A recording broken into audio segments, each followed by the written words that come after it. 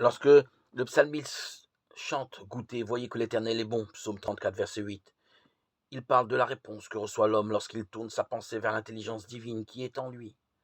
Cette réponse, il la ressent, elle est douce, et lui donne le sentiment de joie, de satisfaction profonde. Goûter, c'est s'approprier. Lorsque vous mangez mentalement une idée, vous en goûtez la saveur, et vous vous réjouissez de sa digestion. Les versets suivants sont toujours cités par ceux qui préconisent une interprétation littérale de la chair et du sang de notre Seigneur Jésus. Celui qui mange ma chair et qui boit mon sang a la vie éternelle. Et moi je le ressusciterai au dernier jour.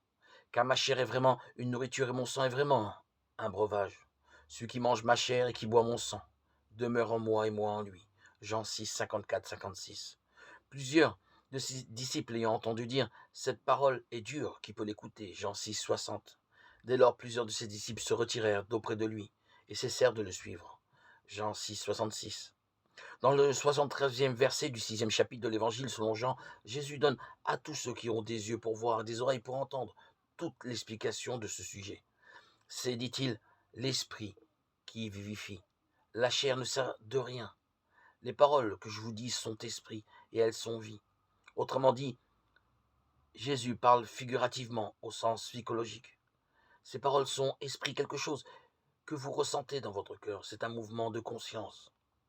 Ces paroles sont pleines de vie, en ce sens que les idées qu'elles suscitent, que vous entretenez, vous animent, vous soutiennent, vous inspirent, vous élèvent. La chair ne sert de rien. La chair, c'est les cérémonies extérieures, les rituels, les formules, qui n'ont de sens que lorsqu'ils sont accompagnés d'un changement de conscience intérieure. La répétition machinale des prières est également dépourvue de sens, puisque la prière est un mouvement de conscience. C'est la contemplation des choses depuis le point de vue le plus haut. L'homme extérieur et l'homme intérieur ne font plus qu'un. Lorsque Jésus dit « c'est l'esprit qui vivifie », il parle d'un sentiment intérieur, d'un signe intérieur de la grâce. La grâce, c'est le sentiment profond de l'harmonie et de l'amour.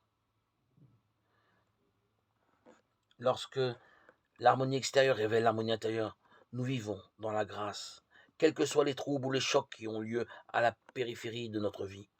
Si nous vivons maintenant dans la grâce, nous nous tournons vers le centre divin de notre être pour y demeurer dans la paix et dans la confiance, y puisant la force et la puissance qui vont renverser tous les obstacles.